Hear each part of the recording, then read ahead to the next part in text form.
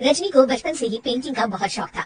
वो हमेशा से ही पेंटर बनना चाहती थी, पर उसके माँ और पिताजी ने उसको कभी भी इस चीज के लिए सपोर्ट नहीं किया और उसकी शादी नीरव से हो गई। नीरव रजनी को बहुत प्यार करता था, पर रजनी हमेशा चुपचाप ही रहती। वो इस शादी से खुश नहीं थी। वो ये शादी नहीं करना चाहती थी। उसे तो हमेशा से पेंटर जो बनना था। अपने इस सपने को वो नहीं पूरा कर पाई, इसलिए वो हमेशा उदास रहती थी। रजनी, बहुत ही बढ़िया फिल्म लगी है, कल देखने चले?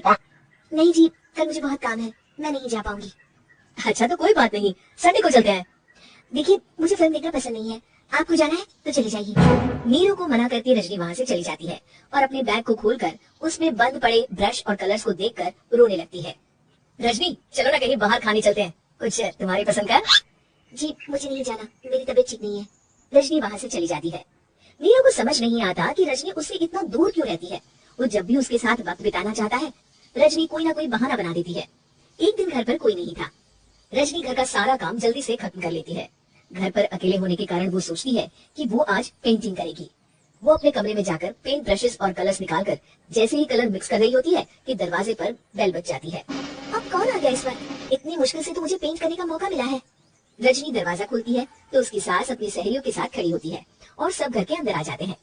अरे बहू, सबको शरबत बनाकर पिला दे, बाहर तो बड़ी गर्मी है। जी। रजनी पेंट ना कर पाने से उदास हो जाती है। उसे गुस्सा भी आ रहा होता है कि उसने इस शादी के लिए हाँ क्यों कह दी। वो रसोई में जा रही होती है कि उसकी सास उसे रोकती है। बहू, सबके खाने का भी इंतजाम कर लेना, आज का लंच तो ये सब यही करेगी। हाँ। रजनी बिना कुछ कहे रसोई में चली जाती है, सबके लिए खाना बनाती है। सब खाना खाते हैं और रजनी घड़ी देखती है कि ये सब कब जाएंगे ताकि वो अपनी पेंटिंग कर सके। जब शाम होती है तब सब चले जाते हैं अपने घर। अरे बहू, सब तेरे खाने की तो बहुत तारीफ कर रहे थे, सबको बहुत अच्छा लगा खाना। आपको मुझे सुबह बताना चाहिए था ना कि आपकी सहेली आ रही है। पता भी है कितना वक्त लगा सारा खाना बनाने में। अरे बहू, तू ऐसे कैसे बात कर रही है मुझसे? तो और कैसे बात करूं? मैं इस घर की कोई नौकरानी नहीं हूँ कि इतना काम करूंगी। रजनी अपने कमरे में जाकर दरवाजा बंद कर लेती है। शाम को जब नीरव आता है तो उसकी माँ उसे पूरी घटना के बारे में बताती है। क्या रजनी ने आपसे इस तरह बात की माँ? हाँ, और पता नहीं उसे क्या हो गया है, शाम से बाहर भी नहीं आई है। मैंने तो कई बार आवाज दी, खाना भी नहीं खाया उसने। तू ही बात करके देख ले बेटा। नीरव अपने कमरे का दरवाजा खटखटाता है। रजनी, दरवाजा खोलो, मैं हूँ।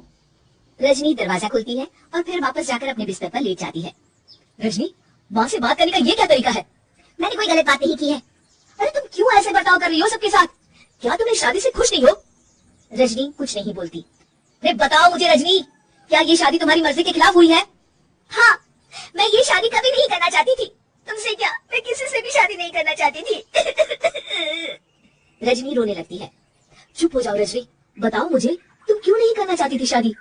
रजनी बेड के नीचे से अपने पेंटिंग्स, कलर्स, ब्रश, पेपर्स निकालती है। इतने में उसकी सास भी कमरे में आ जाती है। ये देख रहे हो, ये थे मेरे सपने। मैं पेंटर बनना चाहती थी, फिर माँ पापा ने कभी सपोर्ट नहीं किया और मेरी शादी करवा दी। मेरे सारे सपने टूट गए।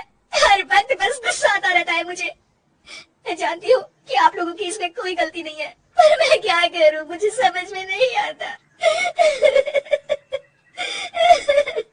रजनी फूट फूट कर रोने लगती है। मुझे माफ कर दीजिए, आप दोनों के साथ मैं बहुत बुरा बर्ताव कर रही हूँ। अरे रजनी बेटा, चुप हो जाओ तुम। नीरव पानी लेकर आता है। ये लो पानी पियो और शांत हो जाओ। रजनी पानी पीती है और उसकी सास पेंटिंग्स देख रही होती है। अरे नीरव, हमें तो पता ही नहीं था कि हमारी बहू कलाकार है। अरे कितनी अच्छी पेंटिंग्स बनाई है, देखो तो। ये वाली तो मैं अपने कमरे में ले जाऊंगी। आपको ये पेंटिंग्स अच्छी लगी? अच्छी नहीं, बहुत अच्छी लगी। और तुमने हमें बताया क्यों नहीं? तुम जब चाहे पेंटिंग कर सकती हो रजनी, हम तुम्हारे सपनों को पूरा करने में तुम्हारा पूरा साथ देंगे। हाँ बेटा, हम कला की कदर करते हैं। हम कलाकार तो नहीं, पर मुझे गर्व है कि मेरी बहू एक कलाकार है। रजनी, नीरव और सास तीनों हंस पड़ते हैं।